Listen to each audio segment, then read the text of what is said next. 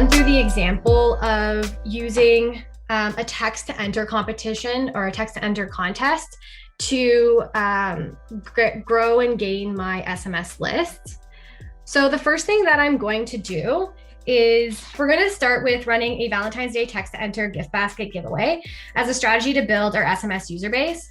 As previously mentioned, mobile keyword campaigns are a no fuss and passive way to gain SMS subscribers. The first way I'm going to do to set up this campaign would be to create an SMS list. So I'm going to go into my audience tab and go down to SMS contacts. This list will be the list of subscribers that are entering into my contest and opting into my future promotional messages. So I'm just going to create a new list and call it Valentine's Competition.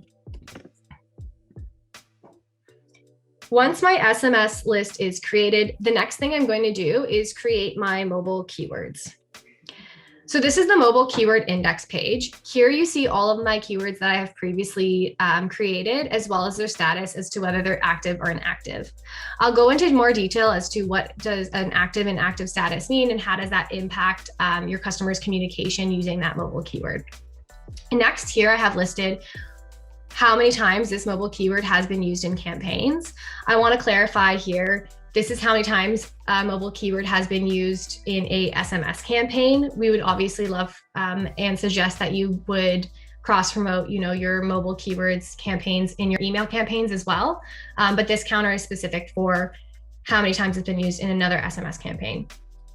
Next, we have a replies counter. As you can see, this replies counter isn't clickable for me to be able to view the number of contacts or the contacts that have replied. The idea being that contacts that have replied in terms to execute that action of subscribing would be in my contacts SMS list that I created earlier. There could be a discrepancy between the number of replies and the subscribers in my audience, and this could happen because of two ways.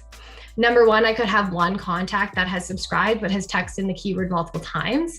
We will still count that keyword every time they text it in, but the action will still just be one contact added to the subscription list.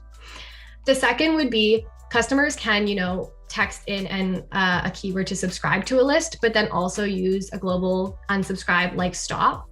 Therefore, we'll see their count for when they opted in, but they may not be on the associated contact list because they have opted out. We have created at and updated at, which is pretty self-explanatory. And then under the actions button, we have edit and duplicate. Edit will let you edit all the associated forms to this keyword, which will make more sense when we go to jump into add new. And the duplicate option, basically what a duplicate is allows you to recreate a new keyword because keywords have to be unique within an account. But it duplicates the associated action to that new keyword as well as the follow-up response message.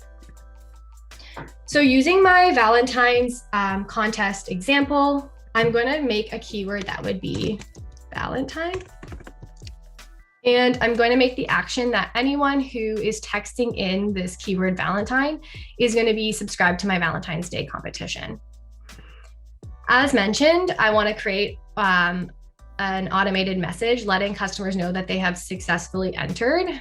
So I have pre-created one here that follows our best practices guidelines, informing customers of the terms and conditions of the contest, as well as how they can get help or unsubscribe.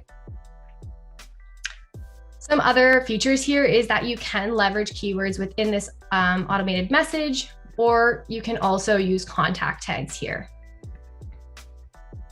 I'm going to activate this keyword and hit save.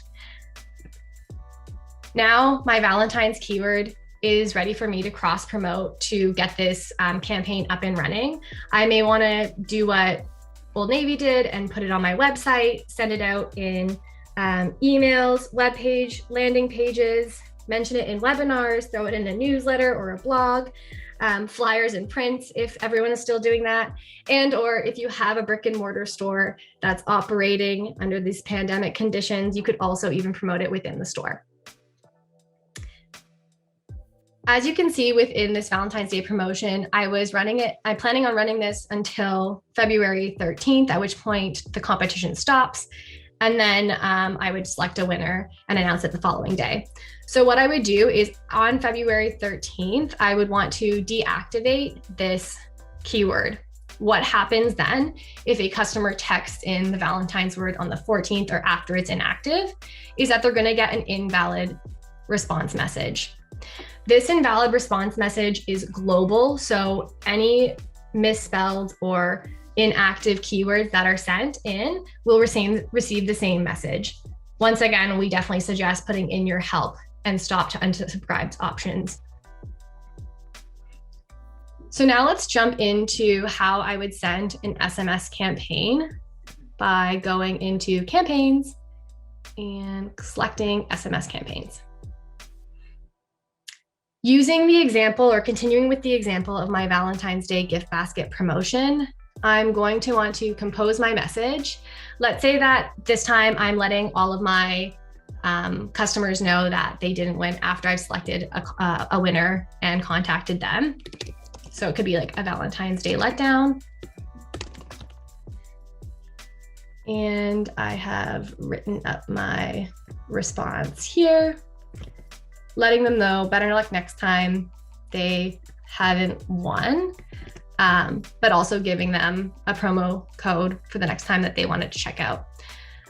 You can write many messages in here. So this is just an example to let them know that they haven't won.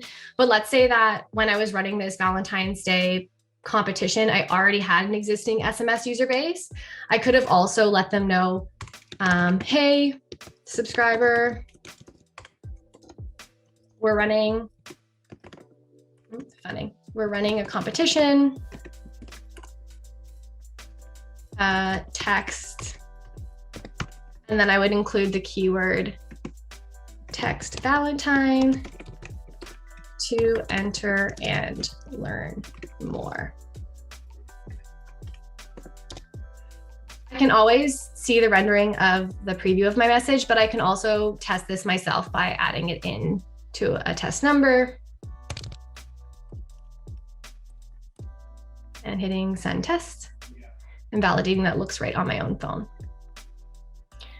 Next, I would select my Valentine's Day competition customers who have entered, obviously removing the selected winner, and schedule my campaign to go out on the 14th at 12:15.